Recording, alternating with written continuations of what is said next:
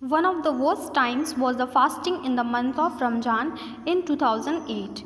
During Ramjan, no food or drink can pass a Muslim lips in a daylight hours.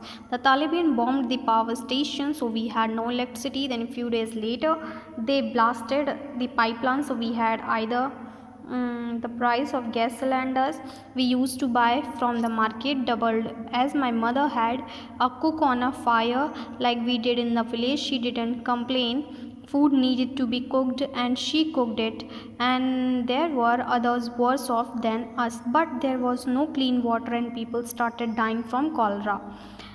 The hospital could not cope for all the patients and had erect big tents outside a treat people. Though we had no generator at home, my father bought one of them installed in the school and fresh water from a pumped from a bore well, which all the children in the neighbors went to collect. Every day there would be lines of people waiting to fill waiting to fill jugs, bottles, and drums. One of the neighbors so got frightened. What are you doing? He asked. If the Taliban find out we are giving water in this mouth, the Ranjan, they will bomb us. My father replied, the people would die either of thirst and bombing. The day when we used to go for trips for picnics seems like a dream. No one would venture from their homes after sunset. The terrorists even blew up in the sky left. They don't have the power that they are saying will destroy the mountain. They can't even control the road. The other girls didn't agree with me.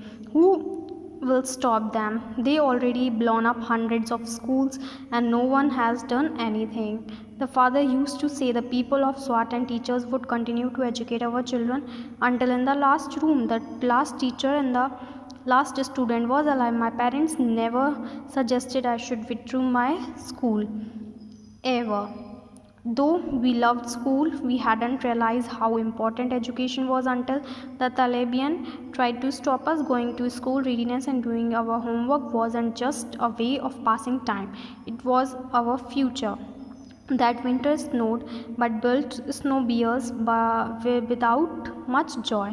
In winter, the Taliban used to disappear in the mountains, but they knew they would back and no idea was coming never. We believed school would start again. The Taliban could take our pens, books, but they couldn't stop our mind from thinking.